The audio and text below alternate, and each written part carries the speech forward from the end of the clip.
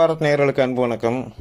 இந்த கவுண்டமணி செந்தில் ஜோக்கில் ஒரு காமெடி வரும். அதாவது உலகத்தை நினைச்சன்னே சிரிச்சன்னே அப்படின்னு செந்தில் சொல்லுவார்.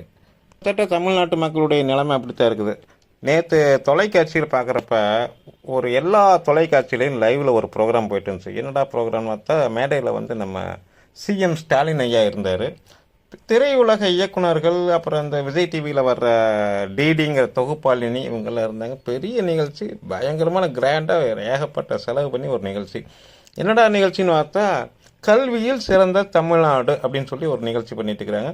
முதல்வரை வாய்க்கு வாய் மேடையில் வந்தவங்க எல்லாமே புகழ்ந்துட்டு இருக்கிறாங்க.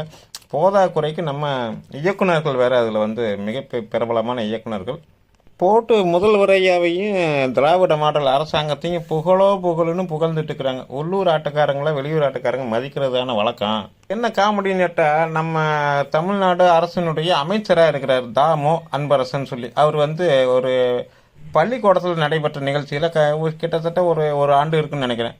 உள்ளே போய் வாழ்த்துக்கள்னு சொல்லி எழுது பலகை இருக்குமில்லங்க, அந்த ஆங்கிலத்தில் போர்டுன்னு சொல்லுமில்ல, அதில் வாழ்த்துக்கள்னு எழுதுறதுக்காக போயிருக்கிறாரு. அந்த வாழ்த்துக்களில் இத்து விட்டுட்டார், வாழ்த்துகள்னு எழுதிக்கிறார்.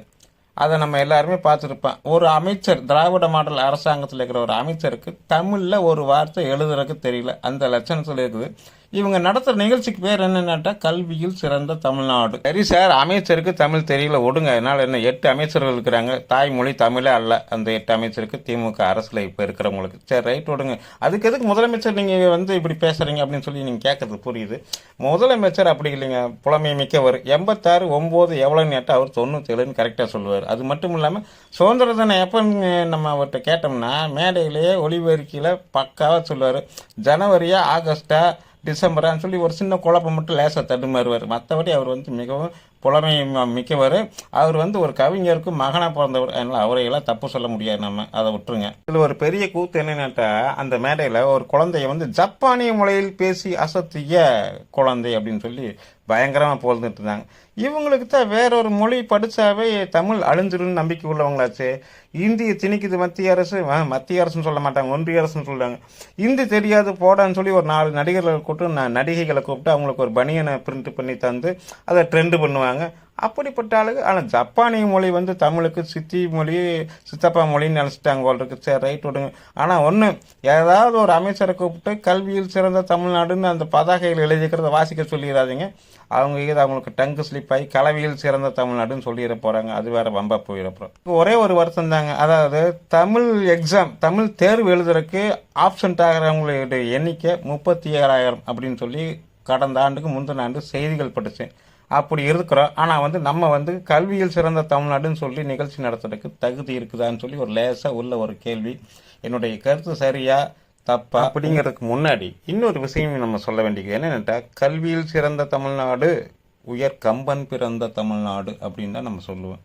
அப்பேற்பட்ட தமிழ்நாட்டுடைய சிறப்பு, அந்த தமிழ் மொழியுடைய சிறப்பு, அப்படியே தமிழ்நாடு கல்வியில் சிறந்து இருக்குதுன்னு சொல்லி நம்ம சொன்னால் கூட அதை யாரை வச்சு சொல்கிறதுன்னு நம்ம யோசிக்கணும்.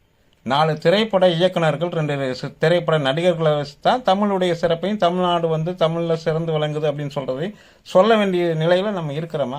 அப்படி சொன்னால் தான் தமிழ்நாட்டு மக்கள் கேட்பாங்கன்னு சொன்னால், தமிழ்நாட்டு மக்கள் திரையுலகத்துக்கு அடிமையாக மாறிட்டாங்களா அப்படின்னு சொல்ல வருதா இந்த அரசாங்கம் அப்படிங்கிறது முதல் கேள்வி. ஏன் இந்த ஊரில் நல்ல சிறந்து விளங்கிய பேராசிரியர்கள் இல்லையா, கல்வியாளர்கள் இல்லையா, கல்வி மூலமாக உயர்ந்த நிலையை அடைந்த யாருமே இல்லையா? தெரியல, எனக்கு தெரியல. அவங்கெல்லாம் இதை பார்த்துக்கிட்டு அவங்களாம் என்ன சொல்லுவாங்கன்னு எனக்கு புரியல. இதையெல்லாம் விவாதிக்க வேண்டிய ஊடகங்கள் அவங்க வாய் மூடி தினக்கூலி போல் அங்கே உட்கார்ந்துருந்தாங்க. அதாவது அந்த நிகழ்ச்சியில் மிக மிக முக்கியமான தமிழ்நாட்டு தொலைக்காட்சி முன்னணி ஊடகங்களுடைய நெறியாளர்களாக பஞ்சாயத்து பண்ணிட்டு இருப்பாங்கள்ல. நாட்டில் 1008 சட்டம் ஒழுங்கு சீர்கெட்டு பிரச்சனை இருந்தால் கூட அதையெல்லாம் விட்டு போட்டு விஜய் அரசியலை பற்றி என்ன நினைக்கிறீங்க, அண்ணாமலை புதுக்கட்சி ஆரம்பிக்கிறாரா, இதை பற்றி என்ன நினைக்கிறீங்கன்னு சொல்லி தேவையில்லாமல் பிரச்சனையை உருவாக்கி ரைஸ் பண்ணி பிரச்சனை பண்ணிட்டு இருப்பாங்கள்ல. அவங்கெல்லாம் அங்கே இருந்தாங்க. அவங்கெல்லாம் எதை பேசணும்? தமிழ்நாட்டுக்கு தமிழ்நாடு கல்வியில் சிறந்து விளங்கியது அப்படிங்கிற விஷயத்தை சினிமா நடிகர்கள் தான் சொல்லணுமா, கல்வியாளர்கள் சொல்லணுமான்னு சொல்லி விவாதிக்க மாட்டாங்க. ஏன்னு கேட்டால் அவங்களுடைய தரம் அவ்வளவுதான். உங்களுடைய கருத்துக்களை என்னங்கிறத கமெண்ட்டில் சொல்லுங்கள். நன்றி, வணக்கம்.